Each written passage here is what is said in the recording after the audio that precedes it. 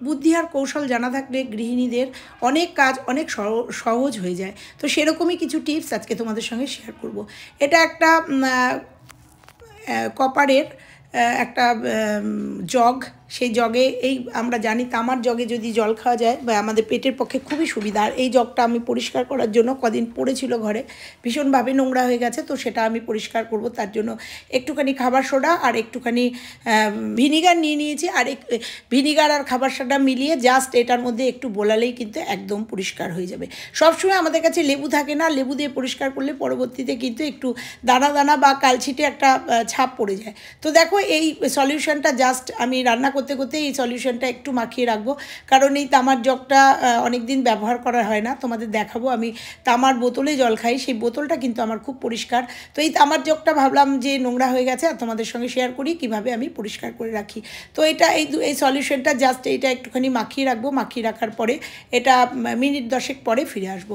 তো দেখো মিনিট 10 পরে এসে আমি ওই যেটা দিয়ে মাখালাম একটা ন্যাপকিন, সেটা দিয়ে জাস্ট ডলাতেই তোমরা দেখতে পাচ্ছ কিভাবে পরিষ্কার হয়ে যাচ্ছে। আর নিচের অংশটা একটু জলের মধ্যে ছিল জন্য নিচের অংশটা কামড় বেঁধে রয়েছে, তো এটাও তুলে ফেলবো, মানে একটু সময় লাগবে। তো দেখো আমি একটুখানি লিকুইড নিয়ে নিয়েছি, লিকুইড নিয়ে আমি এটাকে জাস্ট কিন্তু একদম ডলছি, আর ডলার পরেই কিন্তু তোমরা দেখতে পাবে যে কত সুন্দরভাবে আমাদের এই তামার বাসনটা জগটা পরিষ্কার হয়ে গেছে। আর আমরা জানি তামার জগে যদি জল খাওয়া যায় বা তামার বাসনে যদি জল খাওয়া যায় তাহলে পেটের জন্য ভীষণভাবে খুবই ভালো, পেটের মানে গ্যাস অম্বল থেকে রিলিফ পাওয়া যায়। তো দেখো কতটা পরিষ্কার হয়েছে, তবু মনোপুত হয়নি জন্য আবার একটু সলিউশনটা মাখিয়ে নেবো। এরকমই 2-3টে টিপস আজকে তোমাদের সঙ্গে শেয়ার করব, খুবই উপকারী টিপস।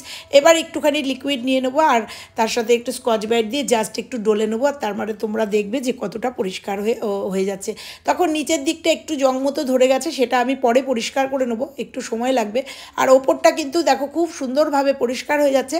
আমি একটু লিকুইড দিয়ে, যেহেতু ওই সলিউশনটা দিয়েছি সেহেতু জল খাবো, তো সেই জন্য একটু লিকুইড দিয়ে, লিকুইড সোপ দিয়ে মানে ভিম লিকুইড দিয়ে আর একটা স্কচ ব্রাইট দিয়ে জাস্ট একটু ডলে নেবো।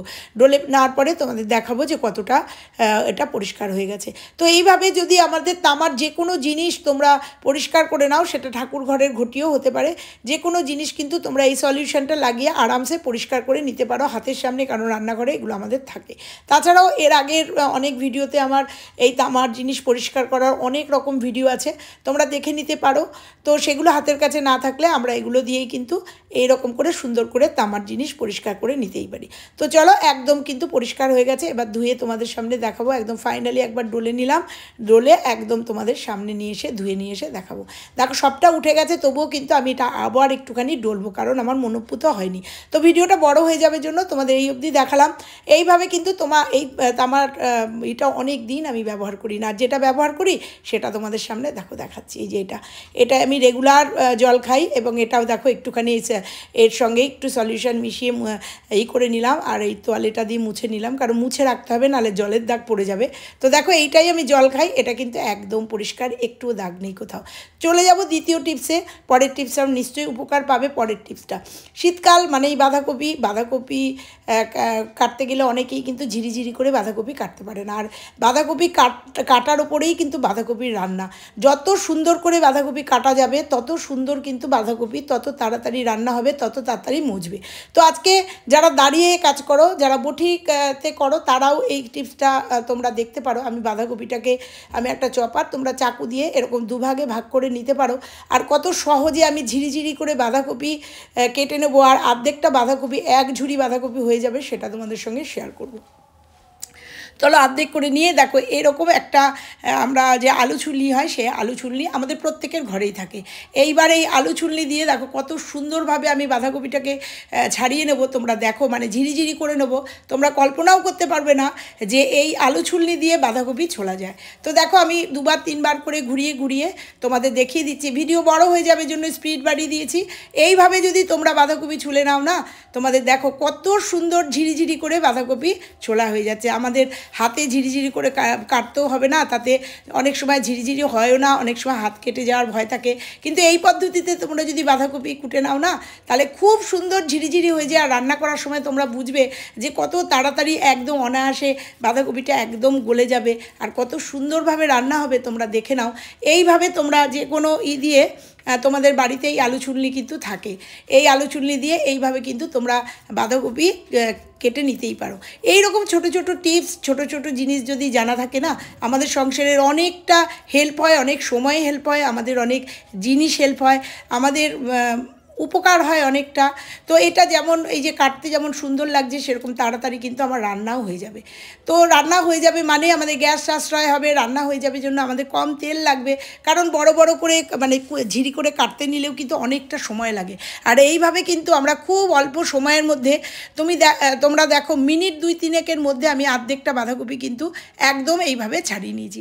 একটু স্লো করে দেখিয়ে দিলাম, এইভাবে কিন্তু খুব সুন্দর করে আমি বাঁধাকপি, আর এই অর্ধেকটা বাঁধাকপি আমার কতটা হয়েছে তোমাদের দেখাবো। আমার যেহেতু দুজনের রান্না, তাই আমাদের এই অর্ধেকটা বাঁধাকপি দিয়েই কিন্তু আমাদের একবেলা আরামসে, একবেলা না, একবেলা হয়ে গিয়েও আর একবেলার ছিল। তো দেখো এইভাবে তোমরা কিন্তু এরকমভাবে বাঁধাকপি কেটে নিতে পারো। নতুন একটা স্টাইল তোমাদের শেখালাম, এবং এইভাবে কিন্তু বাঁধাকপি কেটে তোমরা বাঁধাকপি রান্না করতে পারো। একবার করে দেখো, নিশ্চয়ই উপকার পাবে। তো দেখো কতটা হয়েছে তোমরা দেখো, একটা বাঁধাকপির অর্ধেকটা কেটেছি আর কতটা ঝিরিঝিরি হয়েছে, একদম ক্লোজ করে তোমাদের দেখিয়ে দিলাম। দেখো, তো এই নতুন একটা পদ্ধতি, তোমরা যারা জানো তারা জানো, যারা জানো না তারা এইভাবেই করো। দেখো এক ঝুড়ি বাঁধাকপি হয়ে গেছে অর্ধেকটা কাটাতেই। আমার পুরো বাঁধাকপিটা কাটতে হলো না, অর্ধেকটা আমি রেখে দিলাম, আর এই অর্ধেকটা বাঁধাকপি কিন্তু আমাদের দুজনের আজকের দুপুরের রান্নায় হয়ে যাবে। তো দেখো অর্ধেকটা, এই যে অর্ধেক আমি রেখে দিয়েছি, তোমাদের দেখিয়ে দিলাম। তো চলো, আজকের এই টিপসটা কেমন লাগলো অবশ্যই জানাবে, আর ভালো লাগলে অবশ্যই নিজেরা বাড়িতে অ্যাপ্লাই করবে, দাঁড়িয়ে দাঁড়িয়ে আরামসে বাঁধাকপি কেটে নেবে। ভালো লাগলে অবশ্যই লাইক করবে, কমেন্ট করবে, নিজেদের পরিবারের পরিজনের মাধ্যমে শেয়ার করে দেবে। তো দেখলে একটা, তোমাদের এরকম না থাকলেও অন্যরকম আলু ছুলনি আছে, যে কোনো আলু ছুলনি দিয়ে এইভাবে কিন্তু বাঁধাকপি ছুলে নিতেই পারো। চলে যাব পরের টিপসে। শীত পড়ে গেছে, আর শীত পড়ে যাওয়ার পরেই কিন্তু আমরা এই স্টোলগুলো ব্যবহার করি। এই স্টোলগুলো একঘেয়ে, চুড়িদারের উপরে নিতে নিতে একঘেয়ে লাগে, অনেক সময় বিয়েবাড়ি যাই বা বেড়াতে যাই, সেই জন্য তোমাদের এই স্টোলগুলো কীভাবে নিলে সুন্দর লাগে। আমার একটা প্লেন স্টোল হাতের কাছে ছিল, তাই আমি একটু বেরোবো, তাই তোমাদের এই স্টোলটা দিয়ে দেখাবো। একটা স্টোলকে এরকম 3 ভাঁজ করে, ছোট করে ভাঁজ করে নিও। এটা আমার রেগুলার ইউজের একটা স্টোল। তো দেখো এরকম সরু করে, যার যেরকম স্টোলের তোমার চওড়া, সেইভাবে এটাকে ভাঁজ করে নেবে। তো আমি এটাকেই দেখো এইভাবে ফোল্ড করে নিলাম। ফোল্ড করে নিয়ে এই স্টোলটাকে কিভাবে নিলে পরে খুব সুন্দর লাগবে, ইয়াং ছেলেমেয়েরা কিন্তু এইভাবে স্টোলটা নিলে খুব ভালো লাগবে। তো গলার মাঝখান ওপাশ থেকে নিয়ে এসেছি, এবং একটা ছোট একটা বড় করে নিয়েছি। দেখো ক্যামেরাটা পুরোটা যাচ্ছে না। এবার এটাকে ভাঁজ করে নিয়ে এসে ওপাশ দিয়ে নিয়ে আসলাম। নিয়ে আসার পরে তোমরা দেখো, এটা দেখলে পরে তোমরা বেশি হবে আমার মুখে বলার থেকে। একটা পার্ট ভেতর দিয়ে দেখো, বাঁ দিকের পাটটা ভেতর দিয়ে নিয়ে এসে এখান দিয়ে নামিয়ে দিলাম। এইবার ডান দিকের পাটটা এই ভেতর দিয়ে নিয়ে এসে এখানে একটা, দেখো এখানে একটা নট মতো তৈরি করলাম। এইভাবে নট তৈরি করো, আমি যেভাবে দেখাচ্ছি সেভাবে করো তোমরা, হয়তো সেইভাবে বলতে পারছি না। এবার দেখো নিচের যে দুটো কোণা আছে, সেই কোণাটা, দুটো কোণা নিয়ে এসে গিট দিয়ে দেবো। এরকম চাদরের অনেক রকম ভাবে নেওয়া যায়, একটা আজকে তোমাদের সঙ্গে মনে হলো শেয়ার করি, তাই করলাম। এরকম অনেক পদ্ধতি আছে। তো দেখো নিচের কোণা দুটো, আমার যেহেতু ঝুলঝুল দুটো আছে, সেই ঝুলঝুল দুটো আমি গিট দিয়ে দিলাম। তোমরা চাইলে ওই কোণা দুটোকে গিট দিয়ে এটাকে মাথার পেছন দিয়ে ঢুকিয়ে দেবে।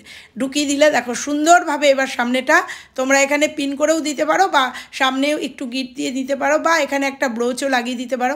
দেখো একদম পঞ্চুর মতো হয়ে যাবে। যারা ইয়াং ছেলে মেয়ে জিন্সের উপরে যখন টপ পরো, তার উপরে এইভাবে যদি তোমরা স্টোলগুলো নাও, দেখতে কিন্তু খুব সুন্দর লাগবে। কেমন লাগলো আজকের আমার ভিডিওগুলো? ভালো লাগলে লাইক, কমেন্ট, শেয়ার, আর চ্যানেলে নতুন হলে চ্যানেলটা সাবস্ক্রাইব করে পাশের বেল আইকনটা প্রেস করে দিও। আবার ফিরছি অন্য কোনো ভিডিওর সাথে। ততক্ষণের জন্য সবাই ভালো থেকো, সুস্থ থেকো, টাটা।